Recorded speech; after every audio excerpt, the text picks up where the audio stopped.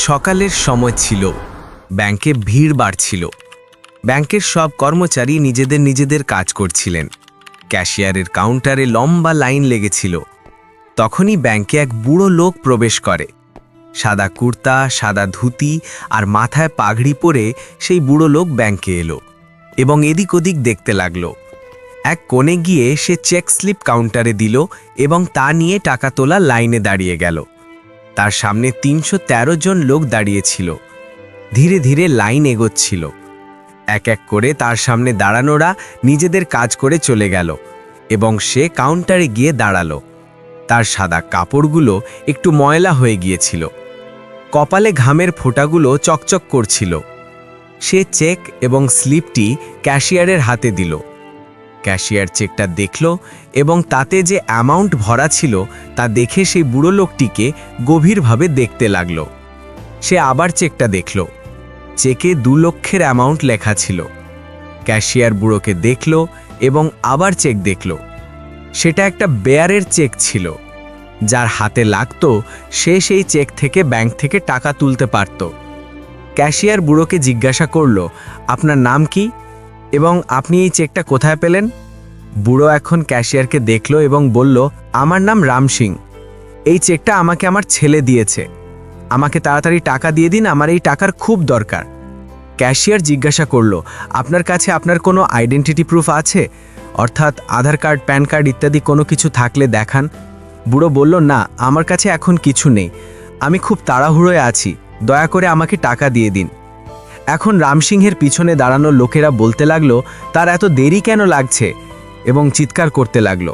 রামসিং বলছিল, থামুন, এই ক্যাশিয়ার আমাকে টাকা দিচ্ছে না। ক্যাশিয়ার বলল, আমি তোমাকে এখনই টাকা দিতে পারবো না। রামসিংহ জিজ্ঞাসা করল, আপনি এমন কেন বলছেন? আমার ছেলে তো বলেছিল যে এই চেক দিয়ে কাজ হয়ে যাবে, আপনাকে টাকা দিয়ে দেবে। তাহলে আপনি আমাকে টাকা কেন দিচ্ছেন না? এখন পর্যন্ত ব্যাংকে উপস্থিত সব লোক বুড়ো রামসিংহকে দেখতে লাগল। পিছনে দাঁড়ানো লোকেরা এখন হাঙ্গামা করতে লাগল। ক্যাশিয়ার রামসিংহকে বলল, আপনি চলে যান, আমি আজ আপনাকে টাকা দিতে পারবো না। বুড়ো হাত জোড় করে বলতে লাগল, আমাকে টাকা দিন, আমার খুব দরকার। ক্যাশিয়ার বলল, না, যতক্ষণ না আমরা পুরোপুরি নিশ্চিত হয়ে যাই যে এই চেক আপনার জন্যই দেওয়া হয়েছে, ততক্ষণ আমি আপনাকে টাকা দিতে পারবো না। বুড়ো বলল, আমি আজ সকালেই গ্রাম থেকে এসেছি, আমার স্ত্রী হাসপাতালে ভর্তি আছে এবং চিকিৎসার জন্য আমার টাকার দরকার। ক্যাশিয়ার বলল, আপনি সোজাভাবে আমার কথা মানুন, না হলে আপনাকে ধাক্কা মেরে বার করে দিতে হবে। বুড়োর সবার সামনে অপমান হচ্ছিল। সে লজ্জিত হয়ে গেল এবং ব্যাংক থেকে বাইরে এলো। বুড়ো হাসপাতালে এলো। তখনই তার ছেলের ফোন এলো। তার ছেলে অর্জুন বলল, বাবা, আপনি ব্যাংক থেকে এসে গেছেন? আপনার কাজ হয়ে গেছে নাকি? এখন তাড়াতাড়ি টাকা হাসপাতালে জমা দিন, আমি আসছি।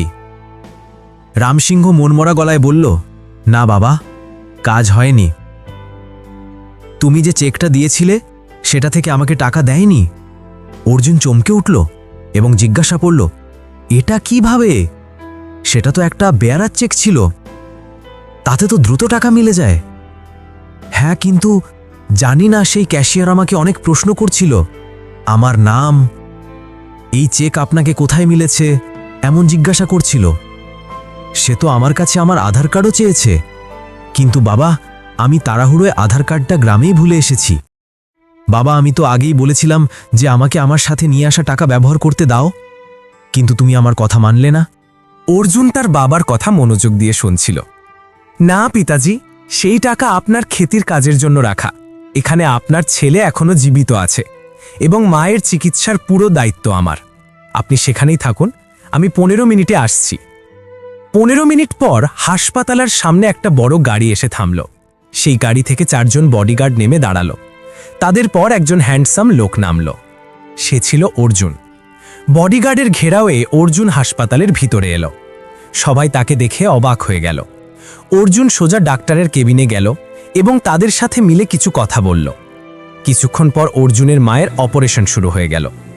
অর্জুন তার বাবার কাছে এলো। তার বাবা তাকে জিজ্ঞাসা করলেন, টাকা জমা না দিয়ে চিকিৎসা শুরু হয়ে গেল?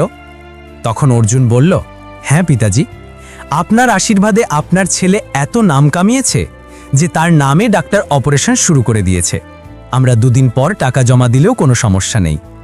কিন্তু বাবা, তুমি জানো যে আমার কারো টাকা রাখা ভালো লাগে না। আমি আমার কাছে নিয়ে আসা টাকা জমা দিয়ে দিতাম। তুমি বেকার জেদ করলে। আমাকে সেই ব্যাংকে কত অপমান করলো তারা। সব লোক আমাকেই দেখছিল। আমার তো বুঝে আসছে না যে তারা আমাকে এত প্রশ্ন কেন করছিল। এর উত্তর তো সেই কর্মচারীই দিতে পারে।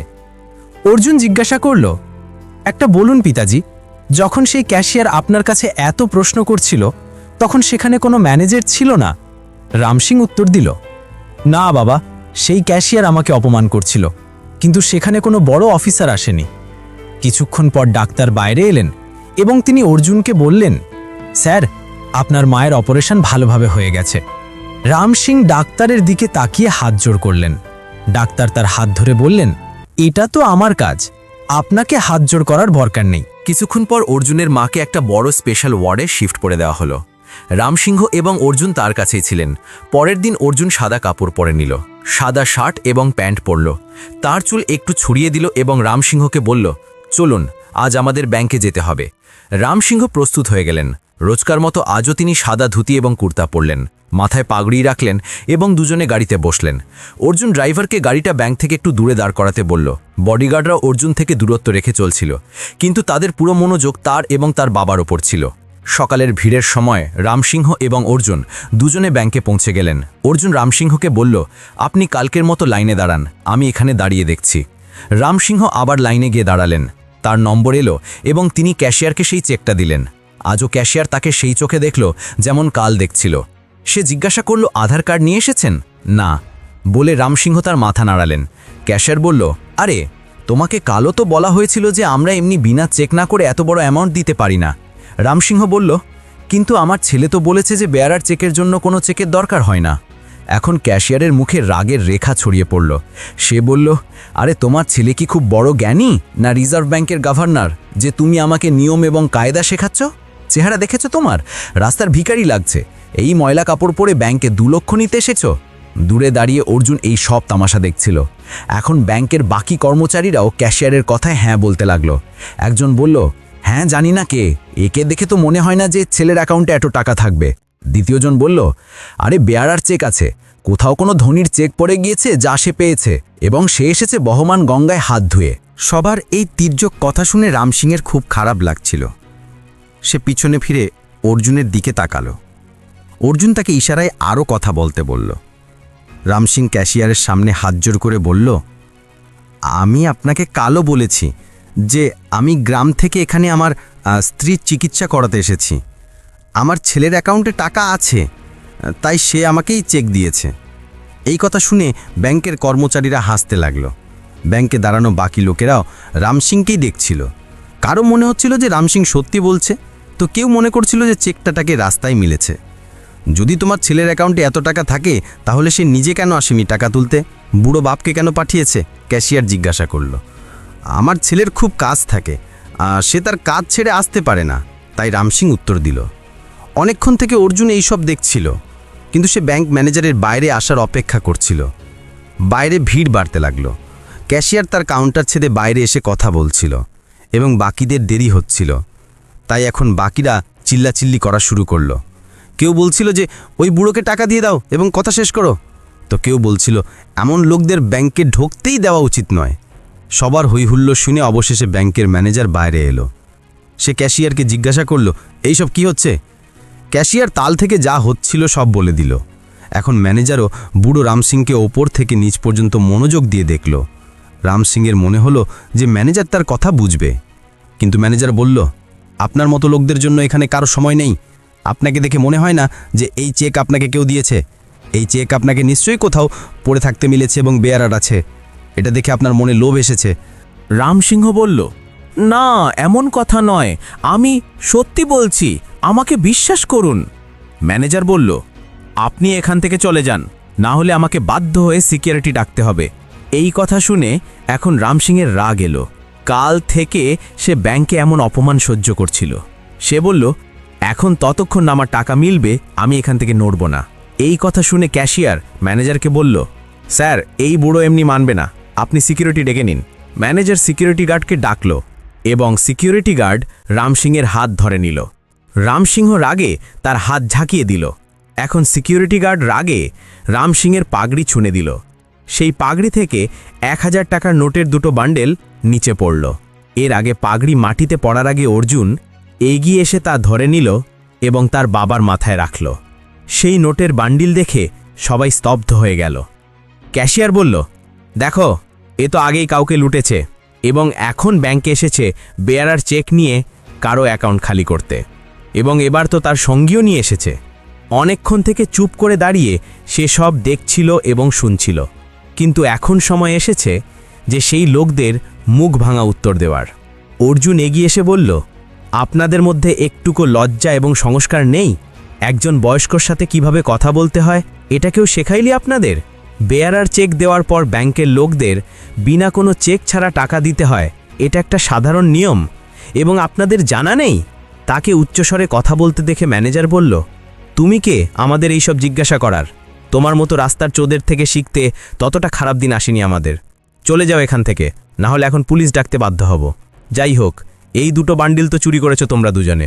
অর্জুন বলল, হ্যাঁ, ডাকো পুলিশকে, কিন্তু আমাদের জন্য নয়, নিজেদের জন্য, কারণ এখন আমিই তোমাদের অভিযোগ পুলিশে করব। তার এই কথা শুনে ম্যানেজারের মুখে ভাঁজ পড়ল। তুমি আমাদের ধরাবে কোন অপরাধে? সে জিজ্ঞাসা করল। রিজার্ভ ব্যাংকের গভর্নর এবং তার বাবার সাথে অসভ্যতা এবং ব্যাংকের নিয়মের অপরাধে। অর্জুনের এই কথা শুনে সবার হুঁশ উড়ে গেল। আপনি গভর্নর? সত্যি? ক্যাশিয়ার ভয়ের সাথে কম্পিত গলায় জিজ্ঞাসা করল। অর্জুনের বডিগার্ড এগিয়ে এলো এবং সে অর্জুনের সত্য বলল। হ্যাঁ, অর্জুন সত্যি একজন গভর্নর। এখন তো সবার পায়ের নিচ থেকে মাটি সরে গেল। ব্যাংকের ম্যানেজার এবং বাকি কর্মচারীরাও হাত জোর করে দাঁড়ালো এবং অর্জুনের কাছে ক্ষমা চাইতে লাগল। অর্জুন তাদের বলল, ইনি আমার বাবা, গ্রামের বড় জমিদার। তার কাছে আগে থেকেই টাকা ছিল যা তার পাগড়িতে লুকিয়ে রেখেছিল, কিন্তু আমি চেক দিয়ে বলেছিলাম যে আমার অ্যাকাউন্ট থেকে টাকা তুলুন। কিন্তু এখানে আপনারা সবাই তার এত অপমান করলেন। কোনো বয়স্কের সাথে কেউ এমন ব্যবহার কিভাবে করতে পারে? ব্যাংকে আসা সব কাস্টমারও এখন অর্জুনের কথায় সম্মতি দিতে লাগলো। কিছুক্ষণ আগে পর্যন্ত যারা রামসিংহকে রাস্তার ছাপ মনে করছিল, তারা এখন তার পক্ষে কথা বলতে লাগলো। অর্জুন তাদের বলল, আমার বাবাকে হঠাৎ গ্রাম থেকে এখানে মাকে নিয়ে আসতে হয়েছে। তিনি বেশি কাপড় সাথে নিতে পারেননি, তাই তিনি ময়লা কাপড় পরেছেন। কিন্তু ব্যাংকের কর্মচারীরা লোকদের কাপড় এবং পরিধান দেখে তাদের অর্থনৈতিক অবস্থার অনুমান করে। এটা মারাত্মক ভুল। অর্জুন তাদের অনেক শোনালো, বলল, এখন আমি আপনাদের সবার উপর কার্যকরী ব্যবস্থা নেব। আমি গভর্নর, এটা জেনে আপনাদের ব্যবহার বদলে গেল, না হলে আপনারা সবাই আমাকেও ধাক্কা মেরে বাইরে বার করে দিতেন। আপনাদের সবার মুখোশ জানার জন্য আমি এই ভেসে এখানে এসেছিলাম। আপনাদের নিকৃষ্ট কাজ সিসিটিভি ক্যামেরায় রেকর্ড হয়ে গেছে। এখন অর্জুনের কথা শুনে সবাই খুব অনুতপ্ত হল।